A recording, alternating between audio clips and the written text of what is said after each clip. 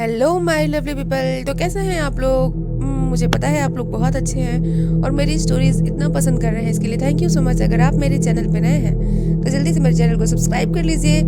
Story पसंद आए तो लाइक करना और शेयर करना ना भूलिएगा। चलिए आज की स्टोरी स्टार्ट करते हैं। आज की स्टोरी है हॉरर जंगल, भयानक जंगल। यह कहानी एक भयानक जंगल की है जो मैंने उसके घर वालों से सुनी है, जिसके साथ यह घटना हुई है।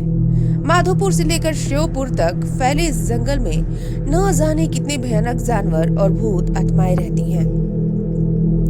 इस बार मैं श्योपुर रक्षाबंधन पर दीदी के यहाँ पर गया था।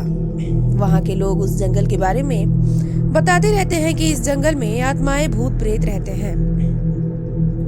तो मुझे तो वैसे भी भूत प्रेतों पर विश्वास है, शायद आप लोगों को भी हो। मैं तो 15 अगस्त को अपने जिया जी के साथ कॉलेज गया था। वहाँ के लोग उन्हें आचार्य जी कहते थे। 15 अगस्त का प्रोग्राम खत्म होते ही हम लोग जाने ही वाले थे कि वहाँ के पड़ोसी ने उन्हें घर पर चाय पीने को बुलाया। तब हम लोग उनके घर चाय पीने गए। ऐसे ही बातें हो रही थी। तब उन्होंने अपनी आप बीती कहानी बताई कि अभी कुछ दिनों पहले मेरे बेटे राजीव के साथ ऐसी घटना घटी है कि आपको क्या बताएं। राजीव के पिताजी ने बताया कि एक दिन मेरी तबीयत खराब हो गई थी।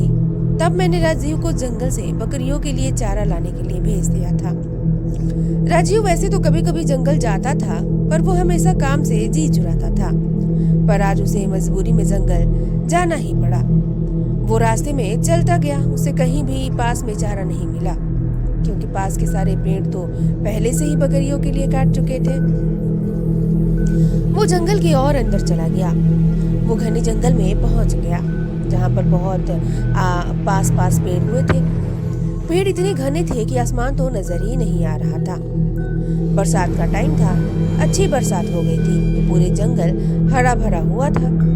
पत्थरों पर पानी ऐसे बह रहा था जैसे साफ कोई झरना बह रहा हो। पहाड़ों से नीचे की ओर आता हुआ पत्थरों का साफ पानी बह रहा था। वहां पर इतनी शीतलता थी कि उसको देखते ही थकान दूर हो गई। उसने सोचा कि मैं पहले थोड़ा आराम कर लूं, फिर मैं पत्तियां काट कर घर चला जाऊंगा। थोड़ी देर ही हुई थी उसे सोए हुए। उसने सपना देखा कि वह चारे के चक्कर में बहुत दूर आ गया है और वह रास्ता भूल गया है। उसने सपने में देखा कि उसके सामने कोई खड़ा है। उसकी शक्ल देखते ही उसकी आंखें खुल गईं और वह डर गया। अब उसे और ज्यादा डर लगने लगा। अब चारा तो काट रहा था, पर वह सपने की बात याद करके बहुत घबराया हुआ था। उधर सूरज भी ढलने वाला था। उसके हाथ दूर दूर तक किसी की भी आवाज नहीं सुनाई दे रही थी। वह जल्दी जल्दी पटिया काट ही रहा था कि उसे आपस में बातें करते हुए लोगों की आवाजें सुनाई दी। उसने सोचा कोई आदमी होगा तो मैं उसी के साथ घर चला जाऊंगा। उसने जल्दिया से पत्तियां बांधी और वह आवाज आ रही थी उधर की ओर चल दिया। पास पर उसने यह ध्यान नहीं दिया कि वो आया किधर से है और किधर जा रहा है। वह उल्टा जंगल में घुसता चला गया। आवाज और साफ सुनाई देने लगी थी तो वह उसी ओर आगे बढ़ा। उसने देखा कि दो लोग आपस में बातें कर रहे हैं और उनकी पीठ दिखाई दे रही है। उसने उनके पास जाकर बोला, क्या तुम मुझे मेरे घर जाने का कोई छोटा सा रास्ता बता सकते हो? इतना उसने कहा ही था कि वे दोनों लोग उसके सामने से ऐसे फुर हुए कि वहां कोई था ही नहीं। उनके गायब होते ही उसके पसीने छूट गए और वह बेहोश हो गया।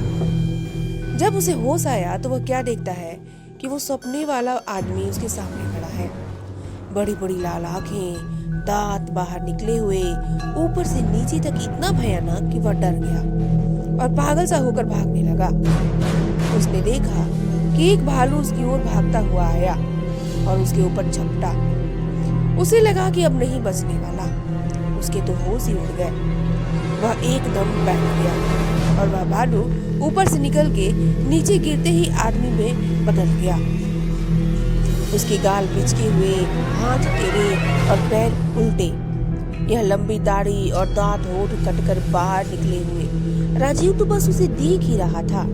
इतना भयानक शक्ल था उसे का कि उसे देखकर किसी को भी हार्ट अटैक आ जाए। पर उसके होश ठिकाने नहीं थे। वह वहीं पर गिर पड़ा। इधर घर वालों को चिंता हो रही थी कि अंधेरा हो गया, राजीव अभी तक आया नहीं। उसके बड़े भाई ने कहा कि अभी आता ही होगा। वह सब लोग जब इंतजार करके थक चुके थे, रात की 10 बज चुके थे। अब उसके भाई को लगा शायद कुछ तो गड़बड़ है। कुछ लोगों ने कहा चलो ढूंढते हैं, क्या पता इतने जंगल में क्या हुआ होगा। सब लोग लाठी भाले टार्च लेकर उसे ढूंढने निकल पड़े। उसका भाई अपाहिज था, वह एक पैर से चलता था, इसलिए उसके पिताजी ने कहा बेटा तू यहीं रह, अपनी माँ और अपनी बहन के पास। हम लोग जाते हैं, कुछ खबर होगी तो हम बताएंगे। पूरी रात जंगल में ढूंढते हुए हो गई, पर उसका कुछ नहीं पता चला। जहां तक वो लोग जाते थे वहां तक सारा जंगल छान मारा, मगर राजीव का कोई पता नहीं था। सब लोगों ने कहा कि अभी घने जंगल में जाना ठीक नहीं है, अभी सुबह होते ही चलेंगे। अभी 4 बजे हैं, अभी 1 घंटे में सुबह हो जाएगी। सब लोगों ने वहीं बैठकर सुबह होने का इंतजार किया। थोड़ी देर बाद सुबह हो गई। सब लोगों ने कहा चलो अब चलते हैं। सब लोग चल दिए। आवाज लगाते हुए राजीव पर राजीव बेचारे की भूख प्यास के मारे वो हालत हो गई थी कि वह सुध-बुध हो बैठा था। उसे अब नहीं पता था कि मैं कहाँ पर हूँ। 2 दिन हो गए, राजीव का कहीं पता नहीं चला। अब सब लोग परेशान थे। उधर राजीव का भाई बहुत व्याकुल था, बेचारा कुछ कर नहीं सकता था। वह जाकर अपने सामने खड़े हुए नीम के पेड़ के नीचे गड्ढा खोदने लगा और कहने लगा मेरा भाई आएगा, मेरा भाई आएगा, वह कहे जा रहा था। दोस्तों, उस नीम पर वह रोज दूध चढ़ाते थे, उसे अपने देवता का निवास मानते थे। इधर उसके भाई की पुकार सुन के उनके देवता निकल पड़े। उधर रात हो गई थी और राजीव को उन भूतों ने घेर रखा था। भाई वह खुद बता रहा था। भाई क्या बताऊं उस रात की बातें, याद करके मैं अभी भी डर जाता हूँ। वहां पर इतने भूत एक साथ मैंने कहा किसी ने सपने में भी नहीं देखे होंगे। किसी की गर्दन अलग, कोई बिना आंख कान का, कोई डांचा मेरे चारों तरफ तांडव कर रहे थे। मैं कभी जिंदगी में भी नहीं सोच सकता था कि ऐसा दिन भी आएगा मेरी जिंदगी में। ऐसी तरह तरह की आवाजें निकाल रहे थे कि सारा जंगल उनकी आवाज से गूंज रहा था। मुझे लग रहा था कि मैं अब बचने वाला नहीं हूँ। लगता है ये लोग मुझे मार ही डालेंगे। मैं तो इतना डरा हुआ था कि मैं रो रहा था कि अचानक घोड़े के पैरों की आवाज आई। सब लोग एकदम शांत हो गए। इन सब लोगों ने आस तोड़ दी कि अब हमें राजीव नहीं मिलेगा। सब लोग वापस आ गए। सारे घर में मातम सा छा गया। इधर किसी ने कहा कि किसी भगत को बुलाओ और पता कराओ कि वो अभी तक जिंदा है कि नहीं, वो लौट आएगा कि नहीं। एक आदमी वहां के भगत को बुलाने चले गए।